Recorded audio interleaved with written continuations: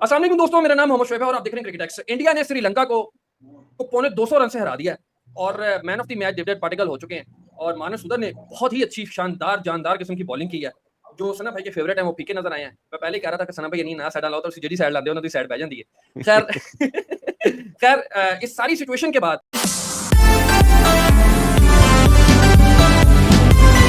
Washi होगा श्रीलंका को। और खैर श्रीलंका की तरफ से जो है वो सोनाल ने बहुत अच्छी इनिंग्स और एक जिस तरह कहते हैं कि सिर्फ एक ही एक ऐसी दीवार खड़ी थी जिसको धक्का लगाना जरूरी था, बाकी तो सारी साइकिल स्टैंड की तरह ही आए और चलते बने। खैर सना भाई, सबसे पहले इंडिया ने विन तो कर लिया है और मैं देख रहा था इंडियन को जर्नलिस्ट भी लिख रहे थे कि यार हमें जो है ना वो रादर के रिजल्ट क्या आता है, हमें जो है वो एक ऑफ स्पिनर जो है राइट आर्म ऑफ स्पिनर उसकी जरूरत है मैच में।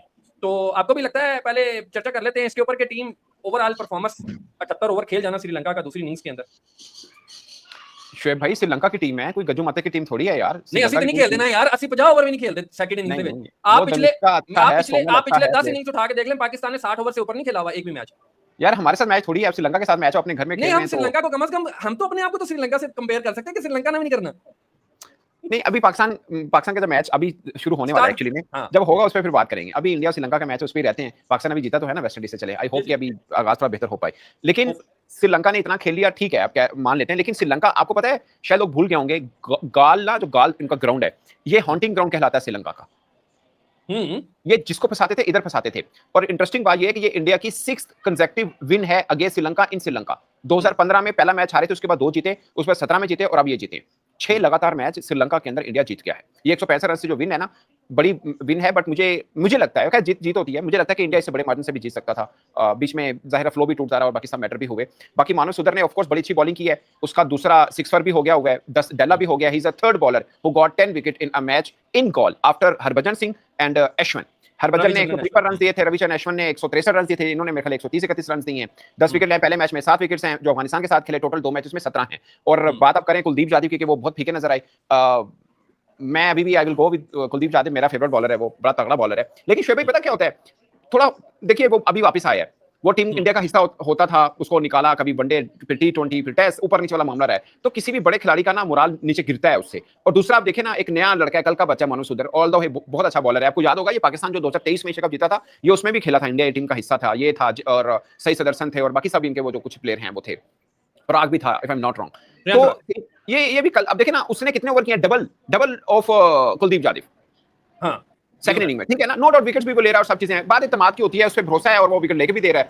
खैर मैं ये नहीं कह रहा कि वो बुरा बॉलर है, मैं सिर्फ ये कह रहा हूं कि जब आप कंपैरिजन करते हैं ना उसके साथ करेंगे कुलदीप का, तो कोई बनता नहीं है, कोई कंपैरिजन नहीं बनता। बाकी ठीक है, वो बॉलिंग अच्छी कर रहा है, 2 मैचेस में वो विकेट्स ले रहा है। और दोनों देखें, दोनों ग्राउंड्स कैसे हैं, दोनों में स्पिन है। जब बाहर निकलेंगे, कोई तगड़ी टीम पड़ेगी तो जाके आप करते हैं। कुलदीप ने सारे जगहों का पानी पी लिया हुआ है, ठीक है, और हर जगह अपना लोहा मनवाया। ये अभी नया लड़का है, लेट्स सी क्या होता है। मैं मतलब मैच के खिलाफ थोड़ी हूं, मेरी जगह पे थोड़ी खेल रहा है, मैं तो एक वैसे अपनी एक राय दे रहा हूं। मैं शायद उसको ज्यादा रेट करता हूं कुलदीप को। सना भाई, इस मैच के अंदर एक छोटा सा बंटर भी हुआ बिटवीन डिकवाला का और जायसवाल का, और बड़ी ऑफर्स हुई हैं सुना है उसमें, उस बंटर के अंदर।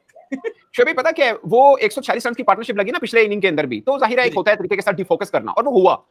उसने अपनी कंसंट्रेशन लूज की बेसिकली। तो वो चलता है क्रिकेट में, वो लग जाता तो होता कि देखिए कितना कॉन्फिडेंट है, नहीं लगा तो बस ठीक है कि वो उसमें रह गया। Although he is a very good batsman, और अगर बात आईपीएल की है तो उसको किसी भी टीम में खेल लेना चाहिए। वो इतना बुरा प्लेयर नहीं है, अच्छा प्लेयर है, कीपर बैट्समैन है, तगड़ा प्लेयर है। नहीं, प्लेयर तो तगड़ा है, मगर इस तरह की ऑफर्स का आना और फिर उसको मतलब के छक्का मारने की तरफ जाना और फिर विकेट दे देना, कोई कोशिश होगी? मतलब जब बैकयार्ड जाएंगे पूछा जाएगा वैसे आपस की बात है, या बस एक फन फैक्ट में ले लिया? नहीं, ये ड्यूरिंग द मैच बस ऐसी बंटर होता है। वो उनका पूछना पाए तुसी क्या सीगा, हम दसो की करना है, ऐसा थोड़ी होता है। वो तो जैसे मजाक था। इनके एंड से तो पूछा जा सकता है ना कि तुम्हें क्या जरूरत थी इस तरह की, अगर वो दे रहा था तुम्हें बार-बार तो कर लेते। मेरा ख्याल है उसको हेड डाउन करके जो गेम थी उसको कैरी कर लेना चाहिए था। उस बातों बात क्या होता है, प्लेयर कॉन्फिडेंट होता है, उसको लगता है कि नहीं मैं चला लूंगा, मैं कर लूंगा। लेकिन वो जब उलट पड़ता है तो फिर बात होती है, जैसे आप भी बात कर रहे हैं। बट ठीक है, मतलब पिछले दिन तो बहुत ही अच्छा खेला था, इसमें भी लग जाता तो हम कहते हैं यार कितना कॉन्फिडेंट प्लेयर है, वही पकड़ा गया तो वो अलग बात है। लेकिन सही है, प्लेयर बुरा नहीं है भाई। वो तो बंटर था ना कि आईपीएल खिलाएंगे और ये वो सब मैटर, बट प्लेयर बुरा नहीं है वो डिकवाला।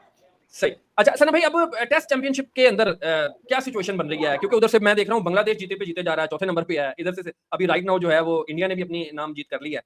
तो कोई सिचुएशन बन रही है अभी राइट नाउ? शोएब, सिचुएशन ये है कि इंडिया के 10 मैच हो गए, 5 जीते हैं, 4 हारे हैं, एक नो रिजल्ट है, ठीक है। अब एक मैच इनका श्रीलंका वाला रह गया जो श्रीलंका के साथ इन्होंने खेलने। उसके बाद 2 मैच अवे खेलने न्यूजीलैंड से, फिर 5 मैच होम खेलने ऑस्ट्रेलिया से। मिनिमम क्राइटेरिया जो है ना परसेंटेज का, वो है कि 60% होना चाहिए, जो कि आज के दिन तक इंडिया का नहीं है। बट ये श्रीलंका अगला भी आराम से जीतेंगे।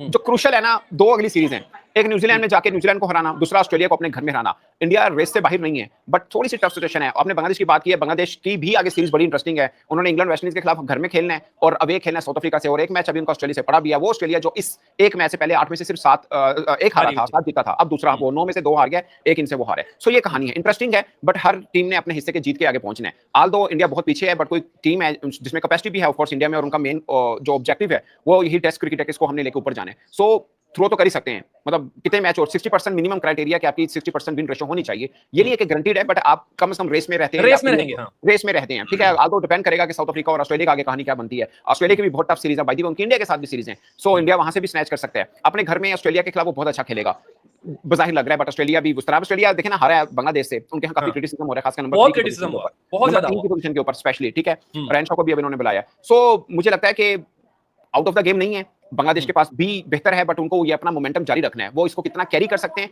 ये बहुत इंपॉर्टेंट चीज है। अब इंडिया की कैपेसिटी तो है कि वो इस चीजों को कैरी कर सकते हैं, उनका कॉन्फिडेंस भी है, और कोई नई बात या छोटी बात नहीं होगी कि वो कहां से निकल के आगे पहुंच गए हैं। वो पहुंचने की कैपेसिटी तो रखते हैं। मुझे लगता है कि श्रीलंका वाला तो उनके लिए लॉटरी है ना, वो तो मिलेगा ही मिलेगा। ये दूसरा मैच ये तो जीतेंगे, तो फिर 11 में से कितने जीतोगे? 6 जीत गए इनके, बाकी पीछे जो रहते हैं 7, उस 7 में अगर 4-5 जीतते हैं तो कहानी बहुत बेहतर हो जाएगी।